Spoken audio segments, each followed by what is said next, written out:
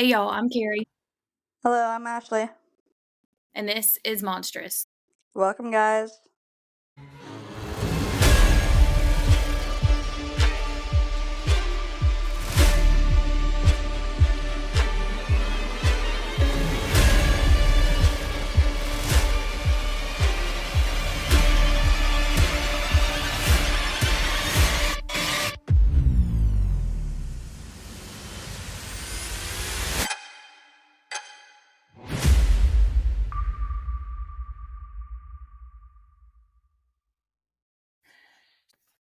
We're back with part 2 of the Villisca murders. In today's episode, we're going to cover the suspects and the haunting that is said to be associated with this house. So, throughout the investigation, several suspects had emerged. Many came immediately following the murders, but in the end, no one had ever been convicted. There was no shortage of suspects. Like, literally, pretty much anyone that had no alibi, they were a suspect. So, in the days that followed the murders, anyone could pick up a newspaper and read all about several of the suspects in the case.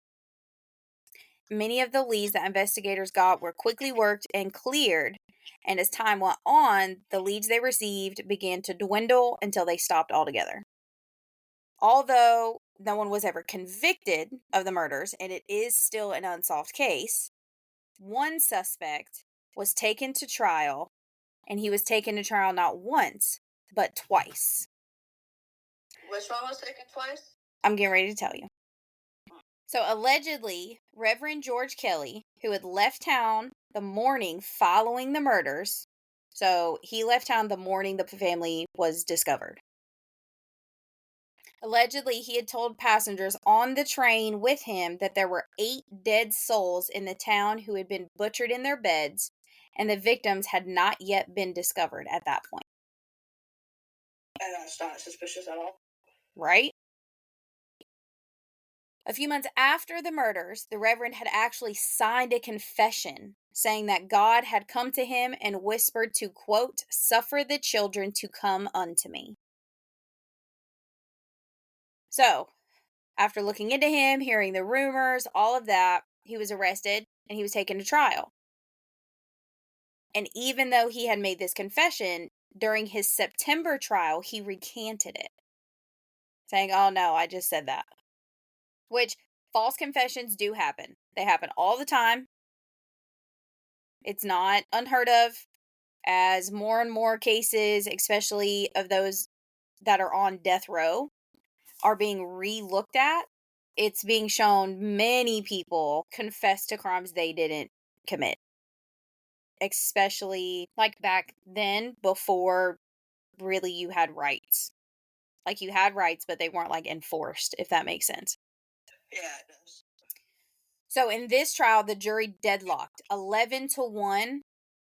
Do you think they were going to find him guilty, or do you think they were going to acquit him? I think guilty. The jury deadlocked 11-1 for acquittal. So 11 people thought he was innocent. Yep. So the trial ended up in a mistrial. His second trial then took place in November. What do you think the outcome of this trial was? Who knows? The jury found him not guilty of all 8 murders. Even after he told people on the train? Yep. After his suspicious leaving, everything he said, his confession, all of it. Guilty. Yep, they found him not guilty. And that's it. That is where the case really ends. Reverend George Kelly was the only person to ever be taken to trial for the murders.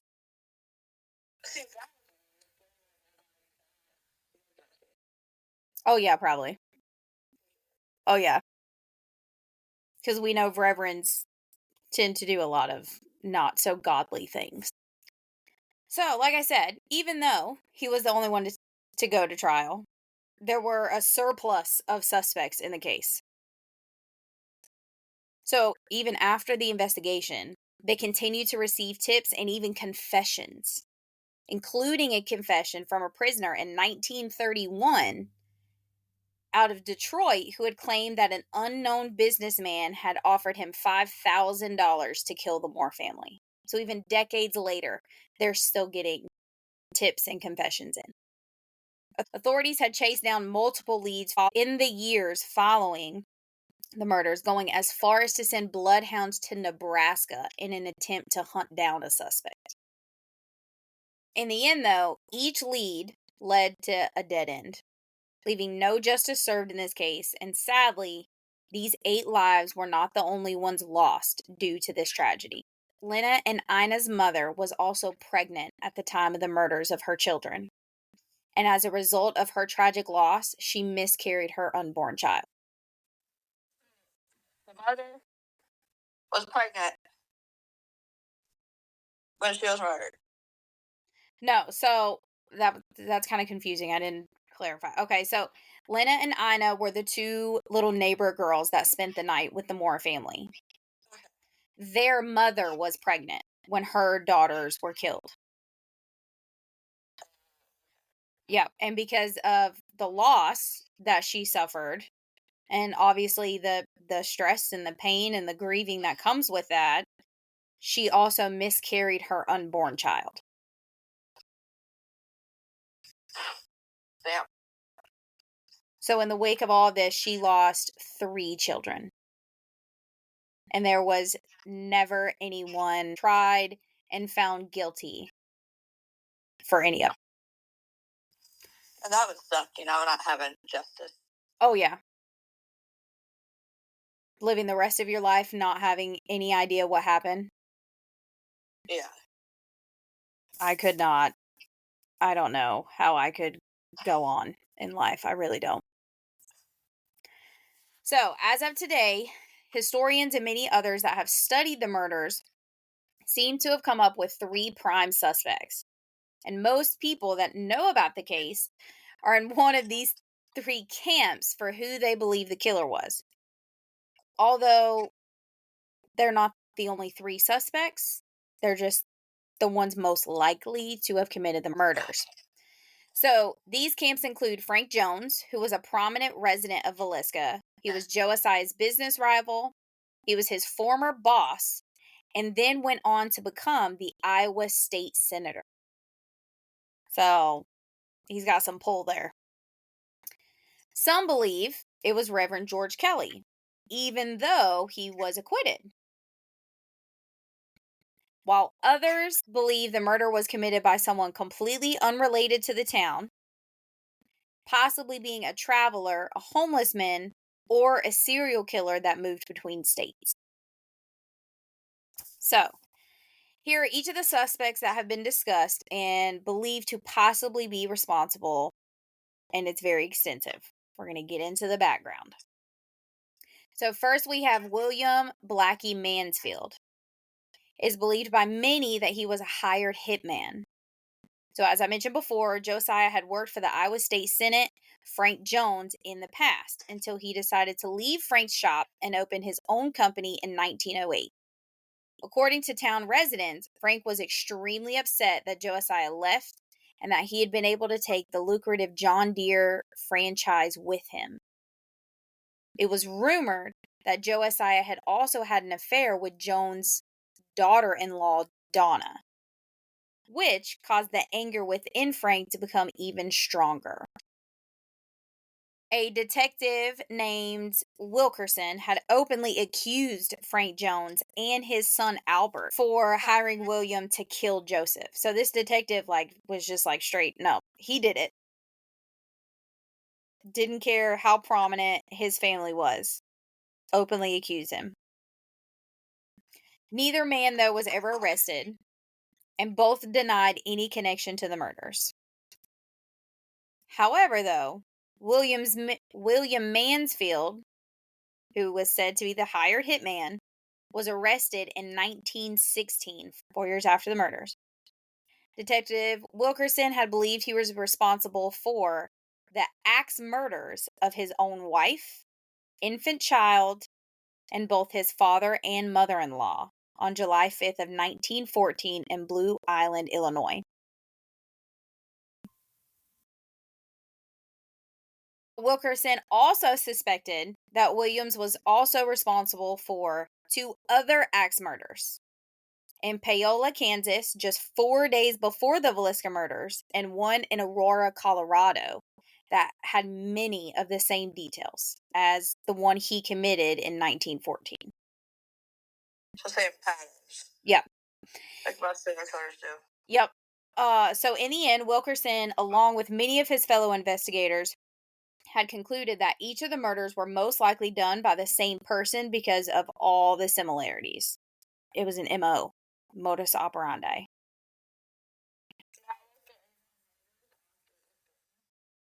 We'll get to that. You're jumping ahead here. So in each of the murders, the victims were bludgeoned to death with the blunt end of the axe. The mirrors and the bodies were covered, and a lamp with the chimney off was left at each scene, just like the Villisca murders. Wilkerson had even convinced a grand jury to open an investigation into William. Which, for anybody that knows, grand jury testimony and proceedings are private. Those aren't ever opened. You can't get in there. You can't see the records. A grand jury is a panel of, it kind of depends on the jurisdiction that you live in, but typically it's 6 to 8 people. They come in, they listen to what evidence they have against this person or persons. They listen to witness testimony, all of that, and they decide, okay, are we going to indict this person or persons? Are we going to, a massive major investigation into this based off of what we have seen? So Wilkerson had enough evidence against William for a grand jury to agree with him, which is not easy to do. So Mansfield was later arrested, but their belief on his connection to the Villisca murders was quickly dashed. Payroll records proved a rock-solid alibi that placed Mansfield in Illinois at the time of not only the Villisca murders, but also the Paola murders in Kansas. And so he was released. Mansfield then later won a lawsuit against Wilkerson and was awarded $2,225, which in today's money would be $70,835. Damn. Yeah. Wilkerson, following this, told newspapers that he fully believed that Jones had pressured for Mansfield to be released and had also pushed for investigators to arrest and try Reverend Kelly instead of Mansfield. And this leads us to Reverend George Kelly. He was the other prime suspect, and in the end, like I said before, the only one ever tried. Kelly was a traveling preacher who was originally born in England. Kelly and his wife had settled in Macedonia, Iowa in 1912 after years of preaching throughout the Midwest. In 1917, Kelly was arrested and charged for the murders of one of the victims. Which, I don't understand that.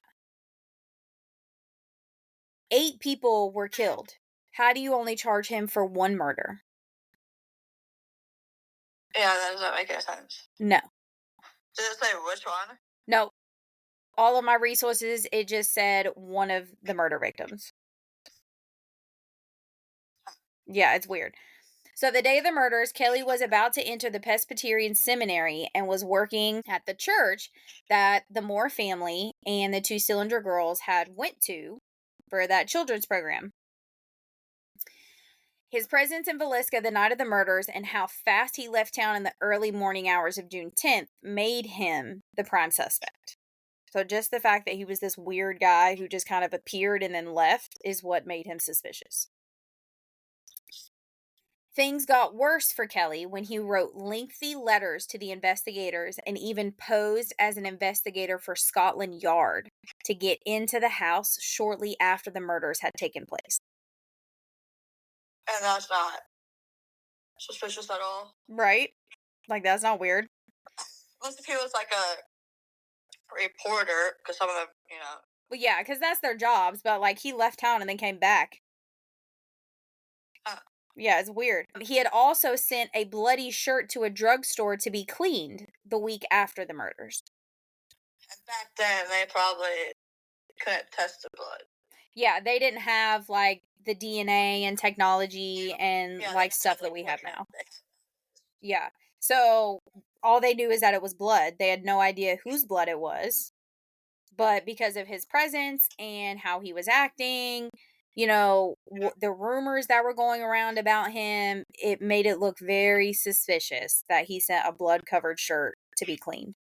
Yeah, no shit. So, despite the belief that he was involved, they failed to arrest him initially because of one simple reason: his slight build. His what? His build, the way he was built.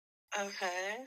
Kelly stood at only 5 foot 2 inches tall and only weighed about 119 pounds. So, to put that in reference for you, Kelly stood 2 inches taller than I do, was built the same way that I am, and weighed about the same as what I weigh. So, now imagine this tiny man doing what was done to these victims.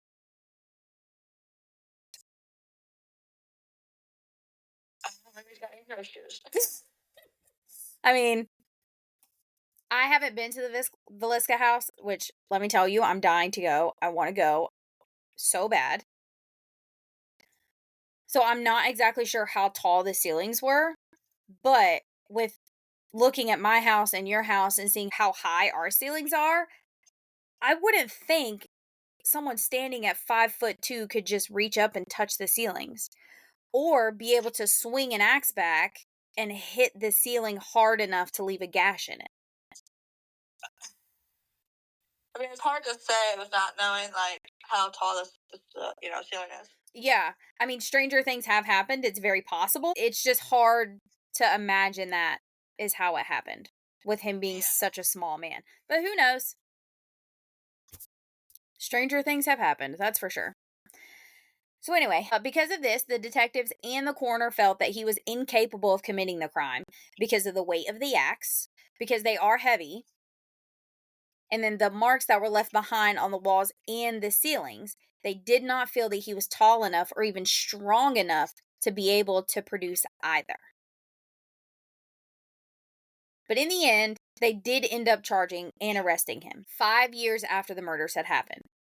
By this time, though, witnesses had a hard time remembering details that they originally told detectives, and the coroner's jury, this along with the lack of evidence, left the first jury hung, ending in a mistrial, and the second ultimately finding him not guilty. Following both trials, Kelly moved from the Midwest to New England. Kelly died in 1959 at the age of 80 in... And did they say how old he was at the time of the murders? No. So let me see. This was 1912. Hang on, I can figure it out. He was 80 in 1959, and the murders took place in 1912. So he would have been 47. So if you account for his age, and back then, I mean, this is a time where you typically only live to be like fucking 50. He's 47. Back then, that's considered to be, old. Plus, he's not a very big man. I find it really hard to believe that he was capable of doing it. Unless it's like there was two people and he was also involved. I mean, it's possible. They explained like the blood on his shirt and everything else. Yeah. It's very possible that more than one person was involved. I mean, there were 8 people. But at the same time, children aren't that hard to subdue, though. If you get the parents out of the way first, These just a bunch of little kids. The oldest was like 12. So it's possible that he did it. He does make a good suspect because he is very suspicious and he just seems creepy. But being creepy and suspicious does not mean that you're a murderer. You're just a little odd. Exactly. So anyway, he died in 1959 at the age of 80 in Islip Hospital in upstate New York. This hospital is one of the country's largest and most notorious, wait for it, psychiatric hospitals at the time. Huh. Kelly and his wife are buried in Woodlawn Cemetery in the Bronx. Many researchers have dove deep into the theory that Kelly was responsible. Like, he's had the most research done on him because he was the only one taken to trial. So upon these deep dives, they had found that Kelly, although he was intelligent and he was articulate, he also suffered from schizophrenia. Which, that could have been a reason that they believed he was guilty. Right. Because back then, if you were mentally ill, it wasn't a mental illness. Something was wrong with you. You were crazy, or you were possessed, or, something like that. So that could have been part of it. But it was also found that Kelly had a history of peeping in windows. That's completely different from like a peeping Tom. Well, see, when I hear peeping in windows, I think it's the same thing. But it doesn't clarify. Was he just kind of is somebody home kind of looking in windows, or was he being a creep about it? And being like a peeping Tom, nothing, it's not clear. That's all it says. So it could go either way. Either way is a little weird. You come around looking at my windows, we're going to have a problem, my guy. He was known as what they referred to as a firebug. A what? A firebug. So he set fires. Which by itself isn't necessarily indicative of if you're a murderer or not. Right. Some people just like fire. It was discovered that he had actually confessed in his youth about several arson crimes. There was a series of arson crimes, I guess, in an area that he lived in when he was younger, and he had eventually confessed to those. Apparently he just liked fires. Yeah, I mean, it is weird, coupled with everything else, but there's no, major indicator saying, oh, he is definitely a killer. Just because you set fires doesn't mean you're going to kill somebody. So he does make a good suspect. I gotta give him that. He's weird, but being a peeping, fire-starting weirdo and being a killer are not the same thing. Not even close. So next we have Andy Sawyer.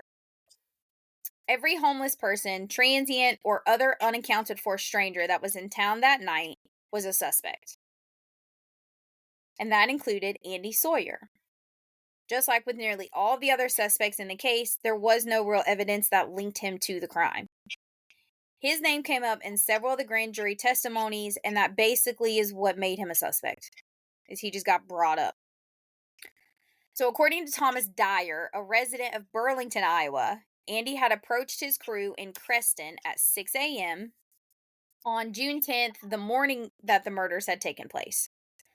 He was said to have been clean-shaven, wearing a brown suit when he got there, but his shoes were covered in mud, and his pants were wet near the knees. I have no idea what that has to do with anything. Maybe he tripped and fell on his way over there. Right. I'm not sure what that has to do with anything, but it's there. So he asked Dyer to employ him because Dyer needed an extra man for his job, which Dyer gave him on the spot. He then went on to testify when the crew had arrived in Fontenelle, Iowa. Sawyer had purchased a newspaper, which he went off on his own to read. Isn't suspicious to me. No. He just went to go read a newspaper and didn't feel that he needed an audience to do that. I don't know, that's typically like any old person in reality. Exactly. When I sit down and read a book, I don't want an audience. I go off by myself and read it. But on the front page of the newspaper that Sawyer had purchased was the story of the axe murders. Dyer had also stated that Sawyer was very interested in the case, which so was everybody else. Like, he wasn't the only one. Yeah, it's probably a big thing that happened. There's gonna be a lot of people that are curious, and back then, I think newspaper is probably the biggest way. Exactly. Like, before the murders took place, the biggest thing was the Titanic sinking, because this happened right after the Titanic sunk. So that was a huge thing. And then all of a sudden, here's an octuple murder in this tiny Iowa town. It was a huge deal. Everybody wanted to know about it. So him being interested in it isn't suspicious to me. According to Dyer, the crew had complained about Sawyer sleeping with his clothes on. Right, like, who cares? But apparently then it was weird, and stated that they had made statements about him being anxious to be by himself. A lot of people don't want to be by themselves. They were also uneasy about the fact that Sawyer slept with his axe. Maybe he was scared. I don't know. That one was a little weird to me. Why are you sleeping with an axe, sir? I don't sleep with an axe. No, it's on my nightstand.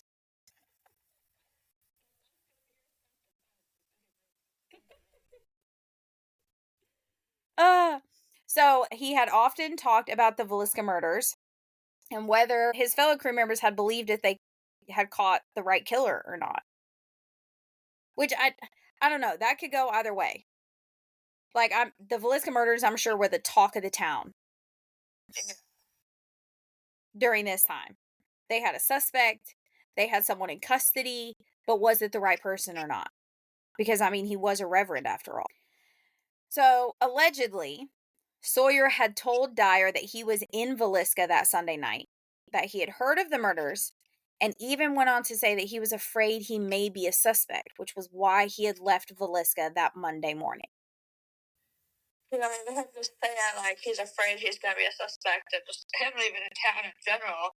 Obviously, that looks bad. Yeah. But there's nothing else that I think makes him suspicious. But why leave town? Why think that? Exactly. That's the only thing. But it could just be, he was a homeless man. He wasn't from the area. No one really knew him. So it could have just been that he was afraid of being just this random person in town that he would be blamed. So Dyer went to the sheriff once his suspicions had grown. Before the sheriff had arrived, Dyer stated that he had walked behind Sawyer, who was rubbing his head with both hands, and then all of a sudden, Sawyer had jumped up and said to himself, "I will cut your GD head off," at the same time that he made a striking motion with his axe. Then started hitting piles of different stuff that was in front of him. So that's weird. But he could have also had a mental health issue that caused him to act that way. We don't know. Just because you say something like that does not mean you're going to kill somebody. Right. So Dyer's son, Junior, had even testified that one day as the crew was driving through Villisca, Sawyer had told him that he would show him where the man that had killed the Moore family got out of town. Sawyer stated that the killer had jumped over a specific manure box that was located a block from the Moore house and then crossed the railroad track. Then said that the killer had stepped into a creek and pointed at a tree just on the other side of a rail car. So that's weird. That is weird. How would you know those details, sir? Exactly. But in the end, Sawyer was dismissed as a suspect when it was discovered that he could prove he was in Osceola, Iowa, the night of the murder. Here, he had been arrested for vagrancy and the Osceola sheriff stated that he himself put Sawyer on a train around 11 p.m. that night, headed out of town. So, this was either stuff that everyone on the crew had either made up about Sawyer, or he was just running his mouth to get attention. But why would you want your attention in a fucking case where they're like... There's still people today that call and say, "Oh, I know about this," or I committed that murder, or, I know about it, just to get attention. Just to get credit, even though they didn't do it. Happens all the time. Yep. Happens all the time. So then we have Joe Ricks. He was an early suspect in the case. He was a man who had been arrested in Monmouth, Illinois, when he stepped off the train wearing shoes that appeared to be covered in blood. Yep. They arrested this man because he had shoes on that looked like he had blood on them. Yep. Oh, the 1900s. So in newspaper articles, you can find the accusation, but he was not recognized as the man seen in Villisca, who was allegedly asking for directions to the family Moore home before the murders took place. So apparently, this is not listed in any other research that I found. This stuff about the suspects is the only place where this is said. There was a man asking for directions to the Moore home the night of the murders. And did they say who it was? Nope. That's all it says, is that he did not match the description of the man asking for directions to the family home. That's it. And I looked, I dug deep, everything that I could find.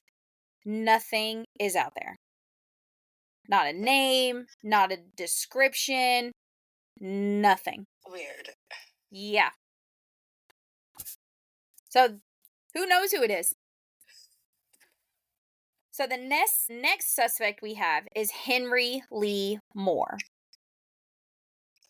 As early as May of 1913, investigators believe that the Moore murders may be a part of murders committed by a serial killer. M.W. McLaughlin, I might be saying that wrong, who was a federal officer assigned to the case, announced that he had found a suspect in the string of a total of 5 murders, all very similar, all committed around the same time throughout the Midwest. This man, of course, was Henry Lee Moore. He is no relation to the Moore family, he just happens to have the same name. Because I thought, oh gosh, this is like a brother or something. No, there's no relation. Moore was just a popular name. So, Henry was born November 1st, 1874 in Boone County, Missouri. He was the oldest of 4 boys. His father was in Enosh, I think is how you say it. He was a Civil War veteran, and his mother was Georgia Ann Wilson Moore, who was a nurse.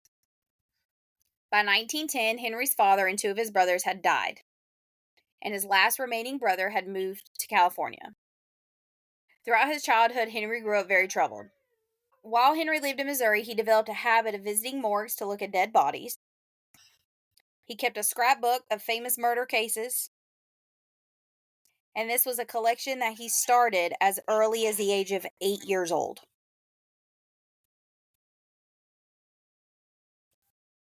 So, it's weird that he went to morgues just to look at dead bodies. That's very odd and kind of concerning. I feel like that would be a discussion we would need to be having. Yeah. Yep. Having scrapbooks of famous murder cases by itself isn't necessarily anything. I mean, we're on a podcast talking about murder right now. So, by itself, it does not mean he's a killer. But the fact that he started it around 8 years old, that is concerning. Where was your mother, sir? Like, this is something we need to figure out here. It's very concerning to me. So, the 2 things paired together is a red flag. So, at one point, he worked as a farmhand in his younger years, and it was rumored that he had actually fathered a child with the farmer's daughter, who was underage at that time. So there's another big red flag. Just wave that around. Henry had several run-ins with the law once he had reached adulthood. And in 1910, he was ultimately convicted of forgery and served time in a Kansas state prison. He was released in May of the following year, so 1911, and after his release, the axe murders began to happen. So I could figure out the time frame. Yes. So the first axe murder that McGoffrey had suspected Henry of happened in Colorado Springs, Colorado, in September of 1911. During this time, Henry had worked on the railroad. A month later, in October, a family in Monmouth, Illinois was murdered, and only a week later, a family of 5 in Ellsworth, Kansas was murdered in their sleep. And then the week before the Villisca murders, a husband and wife were killed in Paola, Kansas. Each murder, including that in Villisca, all had very striking similarities, and each was located along the railroad. So, if you're keeping count, I only listed 4 murders, not 5. And that is because the last murder happened a lot closer to home for Henry than any of the others. And it happened 5 years after the Villisca murders. In 1917, Henry found himself in love with a 16-year-old girl named Quinnie Nichols, which I did the math for. Okay, he was 43 years old at this time and was in love with a girl 27 years younger than him who is underage. That's a big age gap. I mean, if she was an adult, it's kind of weird for me, but if she was an adult, like say he was 43, she was 18, that'd be really weird and I would have some concerns, okay? But she's underage. She's 16. You're 43. How are you attracted to a 16-year-old girl? I mean, it does happen. It's weird. It's gross. And a major red flag. Like, he's got red flags flying everywhere over here. It's gross. Which back then, like, it wasn't, like, for us today, we're like, that is disgusting. You're a pedophile. You need to, you know what I mean? But back then, it wasn't like what it is today. It was whatever. But we all know that's a red flag, guy. So, Queenie had rejected his marriage proposal because he didn't have his own home. Not because of how much older he was. Not because she was a 16-year-old child. Because he didn't have his own home. So he's 43 and doesn't have his own home? Yep. Did it state where he was living at? He lived with his mother. Yep. But, that's a big problem by itself, but I digress. He had assured her that he would soon be the sole owner of his mother's home. Then, on December 17th of 1917, he checked into a hotel in Columbia using an alias. You don't use an alias unless you're up to something. Why do you need to hide that you're in a hotel room? Because either one, they don't want to be found, or two, they are obviously up to something. Exactly. An alias is never good. It was believed that he then went to his mother's house, beat her to death with a rusty coal axe while she sat in her chair putting ointment on her hands. He then went upstairs and beat his 82-year-old grandmother to death. Following this, he went back to the hotel, attempted to clean himself up, but he didn't do a good job about it. Instead, he ended up just spreading the blood everywhere. Sheets, clothes, arms, literally everywhere. Then he went back to his mother's to, air quote, discover the bodies. But the blood-covered clothes and the realization that he had spent the night at the hotel made him the prime suspect. Following the investigation, Henry was arrested and ultimately convicted of the double murder on March 14th, 1918, and was sentenced to life in prison. Yeah. So in 1925, he was paroled and then later died in 1949 at the age of 82 in a Salvation Army center in St. Louis. McCaffrey believed that Henry was responsible for the 5 murders that had killed a total of 22 people in the Midwest. And he followed this theory for years, even opening an official investigation into his theory. But ultimately, Henry was never charged, convicted, or named as the perpetrator of any murder other than his mother and grandmother's. So this leads us to the final and most recent theory. Researchers today believe that the Villisca murders were a pattern left behind by a serial killer that used the train to travel around selecting his victims. This pattern involved many axe murders that ranged from 1910 to 1919, which points to Henry Moore not being guilty of any of the murders he was not convicted of, because he was incarcerated in 1918, and that was before the murders had stopped. So if the murders continued, it couldn't have been him. Robbery was not a motive in any of the murders, and the murders of his family were clearly greed-driven. So another key signature missing from Henry's crime that was present in all the others was the fact that the victims' faces had been covered, and the fact that his mother and grandmother were beaten to death, while the other murders were committed with like a normal, regular axe.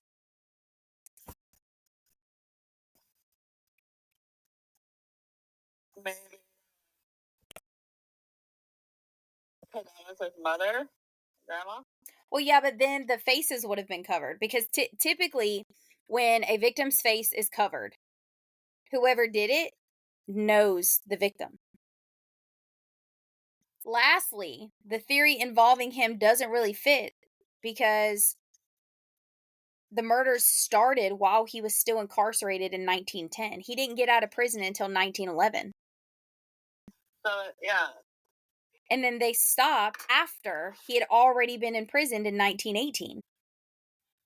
So there's no way he committed them. So he could probably be ruled out.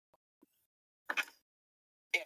So known crime researcher Beth Killigan Smith, I believe that's how you say it, had suggested that there were as many as 10 murders that happened close to railways as far as Washington that had the potential to be a part of a serial killer's trail. And each one had very striking similarities to the Villisca case. And Beth isn't the only one that holds that belief. Author Troy Taylor wrote about this in his 2012 book, Murdered in Their Beds. He explored many murders of families in Texas, Colorado, and all throughout the Midwest that seemed to echo the Villisca murders. And in his podcast, American Hauntings, Taylor spoke of another crime that took place in San Antonio.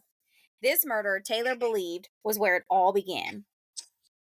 But he didn't point to who he believed may be the right suspect for not only the San Antonio murder, but all of them. Then, in 2017, the book The Man on the Train was published. Journalist Bill James and his daughter Rachel James had theorized in their book that the murders may have been the work of Paul Mueller, who was a German immigrant drifter and logger. The father-daughter duo had even been able to tie Paul to the Heinter Kaifax axe murders that took place in Germany in 1922. Believing that Mueller had returned to Germany following 1919 and continued his killings there, which was why they stopped here in the U.S. So between the researchers and these authors, among others, have focused on crimes where families had been murdered by an axe and shared similarities. During this time, for axes were a weapon of convenience because almost every home had one. Some involved young girls yet to hit puberty, but not all homes had mirrors because they were an expensive luxury item back then. But those that did have mirrors had them all covered with some type of cloth or clothing. Most of the victims had their faces covered. The windows and doors were locked, which to us sounds normal, but during this time it wasn't. And lastly, at each scene, there was found a gas lamp with the chimney removed and the wick turned so low it barely burned. So, some of these cases that are cited to have some type of connection to the Villisca murders, it's really based on speculative evidence. Nothing really ties them together. But I think we should mention them. So, first is the Colorado Spring murders of 1912. September 17th of 1912, the Burnham family, a family of 4, were found murdered with an axe in their home on Dale Street. When the news of the murders broke, neighbors had noticed that the Wayne family had not yet appeared with the rest of them. They too were found dead inside their home. Henry, Blanche, and their 18-month-old daughter Lula had been killed in the same way the Burnham family had, all on the same night. There was evidence that the killer in Villisca had also tried to commit a second murder in town, but had failed. A telephone operator had stated someone had tried to open her bedroom door around 2 a.m. that night, but thankfully she had locked it. Next are the Monmouth axe murders of 1911. On September 30th, William Dawson, his wife Charity, and their 13-year-old daughter were found bludgeoned to death by a heavy pipe while they slept in their beds. This crime scene had many striking similarities to the Villisca murders, with the biggest difference being the weapon used. A year later, we have the axe murders of Paola, Kansas. In 1912, only 6 days before the Villisca murders, Rollin Hudson and his wife were found dead in their beds, murdered by an axe. Their faces had been covered, the murder weapon left at the scene, the window shades had been drawn, and the doors were locked. And lastly is the Axeman of New Orleans. This was a series of murders that occurred in New Orleans between 1918 and 1919. Because the perpetrator was never identified, the man was attributed with the nickname the Axeman. This killer targeted victims inside their homes, attacking them with an axe or another heavy blunt object. The distance between the murders is great, but the brutal nature in the attacks, coupled with the fact that they all involved an axe, have led many to speculate that there may be a connection. In the early 20th century, the forensic technology available was lacking, more like non-existent. Even simple evidence collection like fingerprints was really not used at this time, especially in small towns like Villisca. So honestly, it's not really a surprise that an octuple murder case in a small town like this went unsolved. The shocking part is that it is still unsolved over a century later, and be one of the many cold cases like this that will forever remain unsolved and be a stain on American history. So now on to the house since the murders and the subsequent haunting.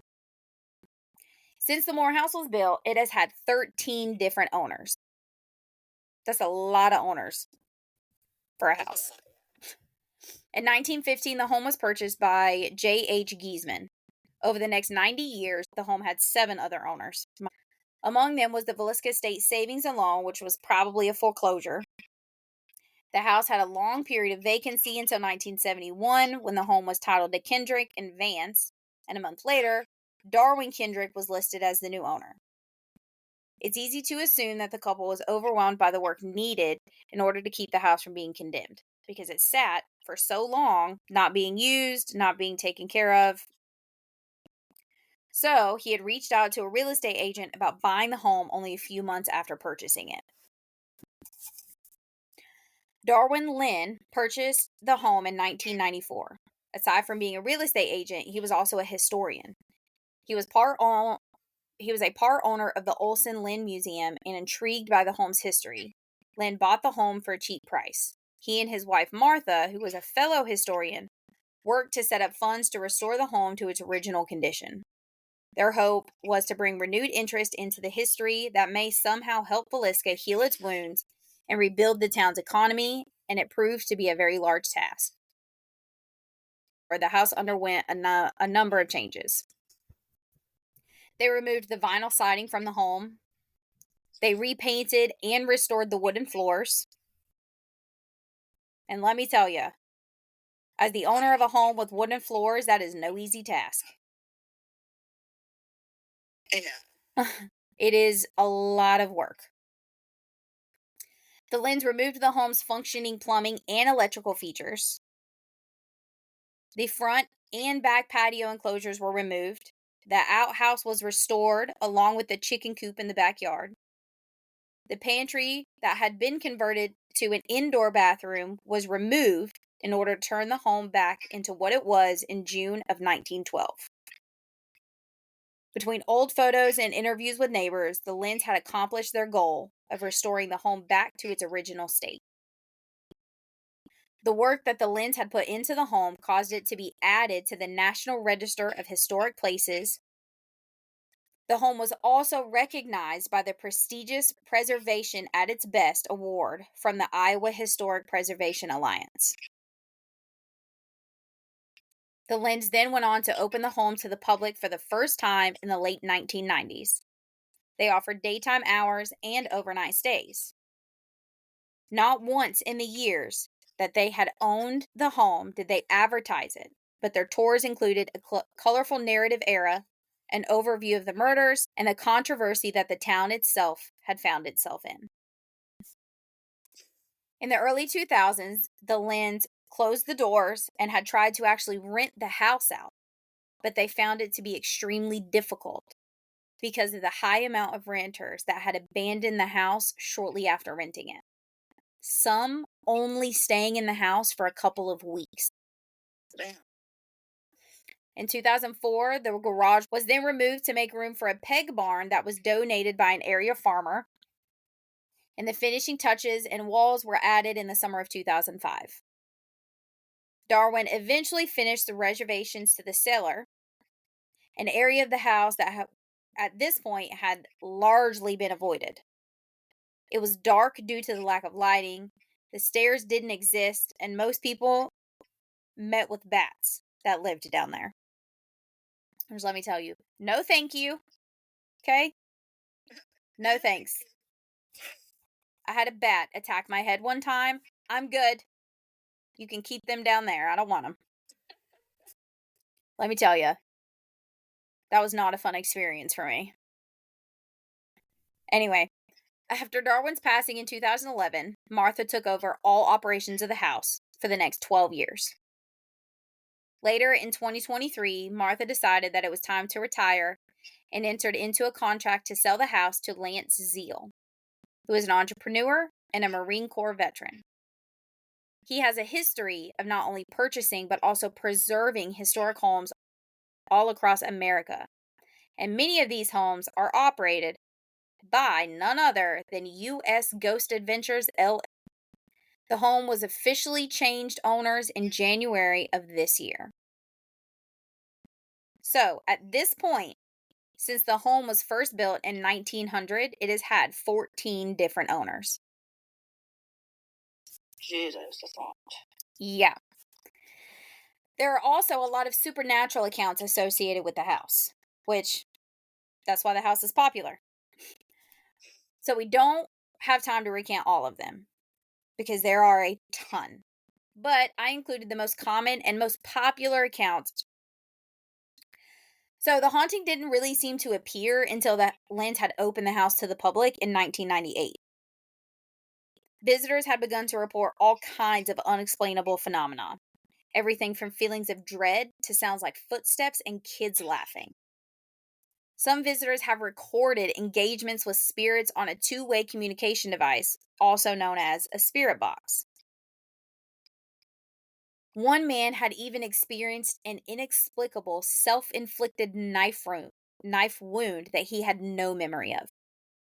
That would scare the shit out of me. Most definitely. Like, no thank you. So most visitors report feeling a sense of concentrated dread, profound sadness, or inexplicable rage upon entering the house. There were no thank you. There are reports of a strange fog that seems to be moving from room to room. So like this, yeah, like this fog just goes from one room to the next, to the next, to the next. If that's not paranormal, I don't know what that is. Like, ghost hunters have documented spirits with many types of electronical devices, including EMF and EVPs. Photos have captured orbs, the ghostly fog, and many kinds of other ghostly phenomena. Children have been observed playing with an unseen person under the bed in what is referred to as the dark room, which is actually the parlor bedroom where the Stillinger girls had slept the night of the murder. If my child starts playing with something under a bed that I can't see, I love you, but it's time to throw that whole damn child away.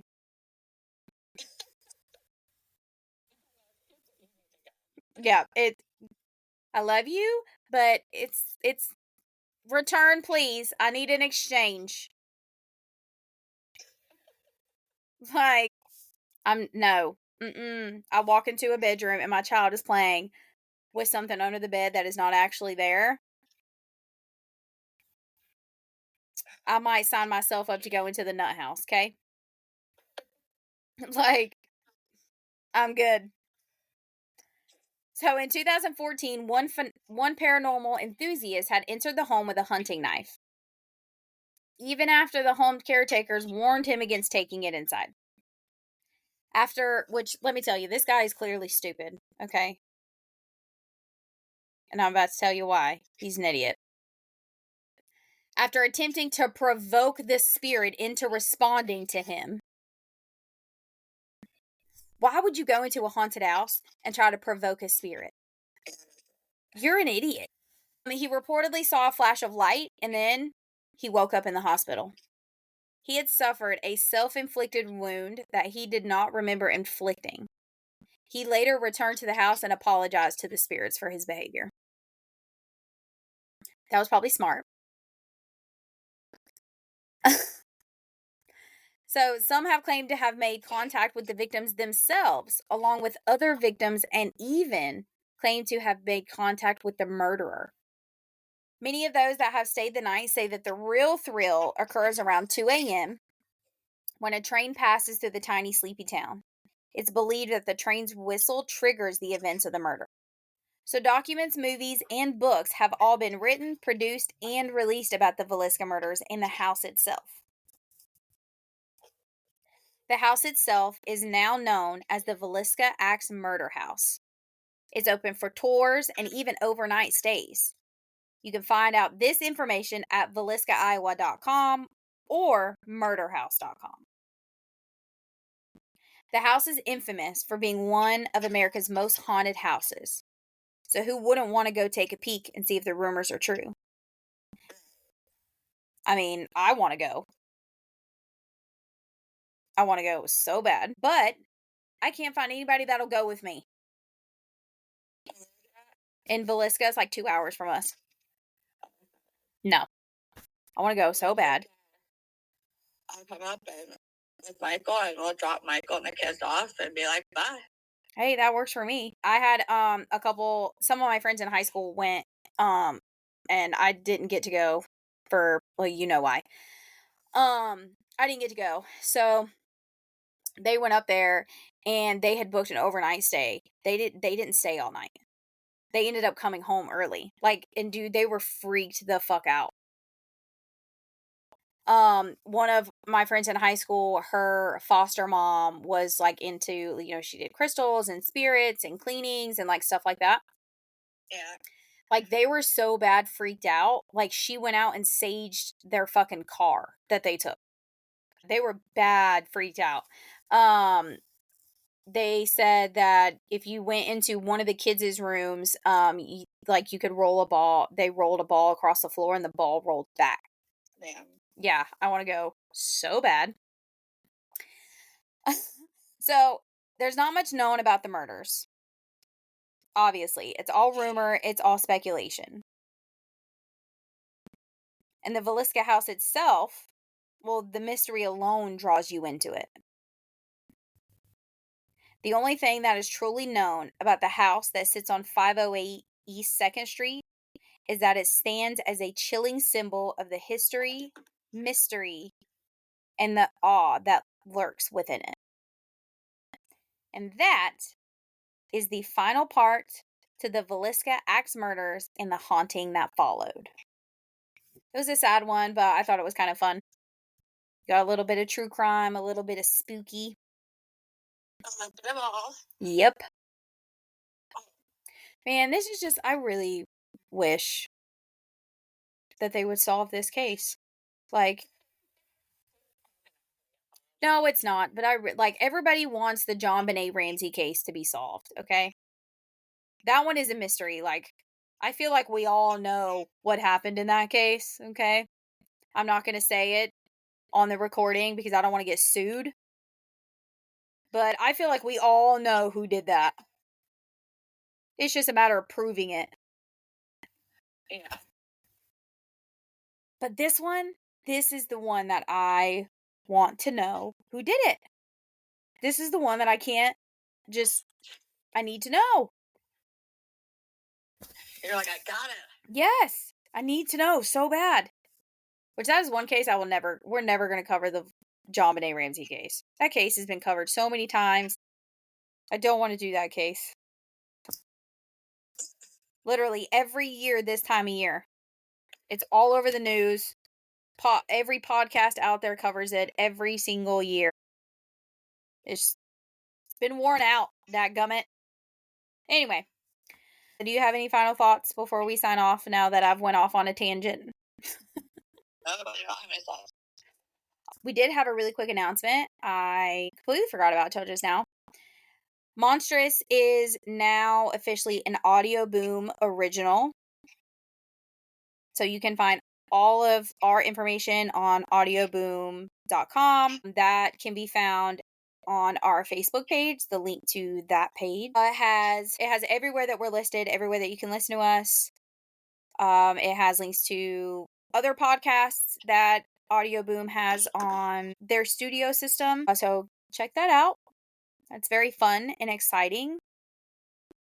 We officially have a host site now. We're moving up in the world.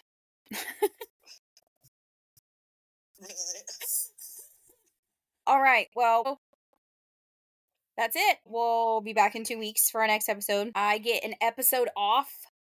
It'll be Ashley's turn. 22 episodes in, and I finally get an episode off. That'll be really nice.